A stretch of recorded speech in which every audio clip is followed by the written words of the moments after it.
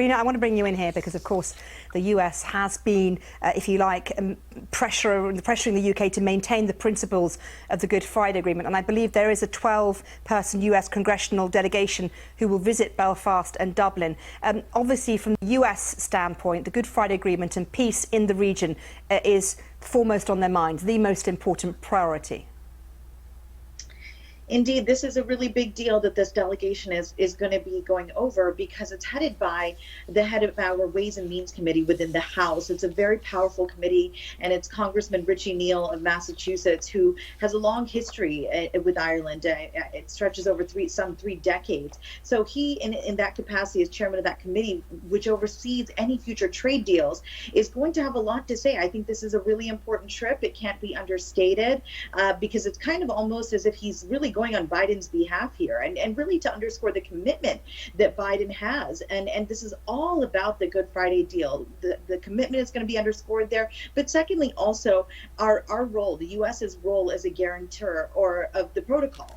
And that's what's kind of been missing here in this conversation, is how committed Biden and this Congressman Richie Neal too, so many members of the U.S. House of Representatives have to really maintaining peace and stability here. That's what I think Biden cares about. So Lord Frost, I read, has had a lot to say about Biden's involvement and wants Biden to stay out of Britain's affairs. But how can he, when there is a long history here that requires us to underscore our commitment also to seeing peace and stability, and also cooperation and leadership all remain intact across the pond from us. Rina, thank you for that. Rina, do you think there are lessons to be learned here from the way the West has treated the Putin regime in the past? Yes, there are absolutely lessons to be learned from this situation. We're over 80 days now into this invasion, an invasion of a sovereign nation. I think that bears reminding as much as we possibly can. This is not something of an older era that younger Americans like me have felt is just something we can sit by and idly let happen. Things such as the Afghanistan war, our longest war over here, that many of us said, okay, we can't even believe that we're still in wartime. This is so different. What we saw happen over 80 days ago, and the fact that it's still not over, should be a warning to not just the Biden administration, but anybody that sits in a position of power at the U.S. federal level anymore. Do not give people like Vladimir Putin a chance. He's had many chances. And my friend Gary Kasparov, and I'm proud to be part of his Renewed Democracy initiative, has said the West has given Putin second and third chances. And I agree with Gary, is that we cannot be handling this with kid gloves anymore. I feel that the U.S. has had too many faults here. And I've said on this very program that I feel this administration has gotten lucky with the way things have played out in moments. But like Paul says, what is the end game? We don't know. And I think that it's time for real action. I think it's high time. I think it could have happened yesterday. How do you deal with a murderous dictator? You don't deal with him easily. This is a man who will take anything, any small thing that happens from now onward as a win. And he will have to continue to sell that to his people. So are we just going to sit by and let him do things like take these wounded Ukrainian soldiers into Russian territory and never send them back to their families, kill innocent people on the streets? What have the mothers of Ukraine gone through? We've seen the imagery. We've seen how horrible it all is. And I think we're sitting in a moment where I know that the U.S. Senate has just approved $40 billion in aid. Sure, I know the Ukrainian leaders are grateful for our financial assistance, but I think there was so much more we can do. And I'll say this one last thing here. It wasn't too long ago that Zelensky virtually zoomed in to talk to U.S. Congress, both houses, and told him to close the skies. And we didn't do it. Rina, thanks a lot. And to you guys, Rina and Paul, very quickly, because you have 30 seconds. If there was a way to get to Mars, would you want to go there, yes or no? Not in a million years. Rina, what about you? Only if Sir Richard Branson were taking me. That is a good point. Rina, let me bring you in here, because what is happening with Cathy Barnett is perhaps a symptom of what we've seen in other areas as well, where there's the moderate side of the Republican Party and there is this far-right side that has, it's coming from a different place. It's taking the Republican train or trying to take it in a different direction. How worrying is that for the Republican Party? Well, I'll tell you, political extremism is definitely a cause for concern anymore. It is at the very root of every problem we're seeing play out right now. And I'm sure my fellow panelists will agree with that, because this is why we need to be talking about Kathy Barnett. I just watched an interview she did with Fox News' Brett Baier, in which she cited the mainstream media here in the U.S. is pushing misinformation, disinformation out there about her, despite visual evidence of her marching to the U.S. Capitol on January 6th for the insurrection. Now, do we know that she entered the U.S. Capitol? We don't know that. She didn't answer that question. But there are photographs of her making her way from the White House ellipse to the U.S. Capitol with other people. And so the way she deals with the questions she gets, citing misinformation, and then going so far as in that same interview to say that Democrats are trying to steal the election from her. She's already setting it up a la Donald Trump in the same style to say this was stolen from me.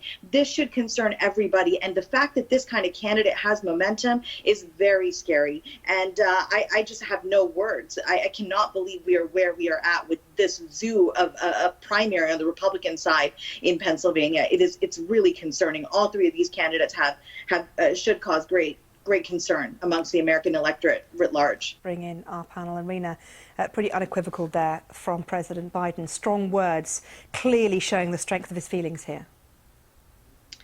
You know, as somebody to be in the arena quite a bit with the politics and news of the day, I have to admit I'm looking down because I had to write my points on this. This story is just so heart-wrenching. To me, I'm still in shock that a gunman went into a grocery store and just started shooting people who were Black based on the color of their skin. It's just unconscionable. I can't remember in recent history, despite the horrific mass shootings that we as Americans have had to sit through for the past so many years, whether they be in schools, houses of worship, concerts, movie theaters, anywhere you look, it seems that Americans are not safe from mass shootings and gun violence. And so, I just wanted to say here, it's very hard not to get emotional. I'm a brown American. If I was in a grocery store and there's a gunman who came in there with a high capacity weapon, I would be on the line. My life would be on the line. And this is not easy to talk about, because how much more can we endure? I want to offer a personal vignette for a moment. I have a daughter who's a kindergartner, so she just started public school, and she wanted these light up shoes. And immediately my mind went to school shootings and drills that she has gone through already, actually, this school year. And the fact that I will not buy her those light up shoes, because if she has to run from any kind of violence, I don't want her to be seen by those light up shoes. And that is just the reality that American mothers like me have faced. We are wondering when our elected leaders at the federal level and at the state level will take action. They won't ban bump stocks. They won't agree on universal background checks. They won't ban assault rifles. I remember when the National Rifle Association, years ago, of course I was very young when they did this or said this, I remember when they were for a ban on assault rifles. I think a lot about this, Miriam, and you can hear it in my voice. I'm pained by it. I don't know that there's a solution. Even a good and well-intentioned president like Biden cannot offer anything if there is not another branch of U.S. government that will agree with him, will come to some kind of compromise. And unfortunately, it's Republicans that have blood on their hands here, because they refuse to part with the Second Amendment. We have it enshrined in our Constitution here that we can have the right to bear arms. But I don't think our nation's founders ever imagined that our fellow citizens would indiscriminately start shooting with these high capacity weapons that can shoot hundreds of people within just mere minutes. I think of the phrase a well-regulated militia, and I know it has nothing to do with any of these mass shootings that are happening now. So I'm in a place of frustration. I'm in a place of anger. There are so many millions of Americans who support me and what I'm saying right now, because we are fed up. This violence, and it was from coast to coast this weekend. It was a bloody weekend, Houston to, just out there in California. Where are we safe? It feels as if there's absolutely nowhere Americans are safe, and our leaders will not act to curb this gun violence. Rina, the strength of your feeling comes through on that. Thanks for that. Rina, what about you? Well, I heard that Roxana also was just sort of paid homage to Cyndi Lauper's "Girls Just Want to Have Fun." So I grew up in that era, and I love that song, and I can't wait to hear your version. I'm in Washington D.C., and I just know how incredible the efforts of the U.S. Ukraine Foundation have been, and so I wish you the best in the fundraising effort. But I also just want to say hats off to you and your fellow Ukrainian women. I know you've been incredible pillars of society, and reading about you, I was completely inspired, from studying law to driving tractors to sharing your art and talents with the world, and of course uplifting your troops. So my hat's off to you and wish you all the best. And before I go, I want to thank my panellists as well, Rina Shah and Paul War, both of you for joining us on The Context and being such great panellists this evening. Thank you.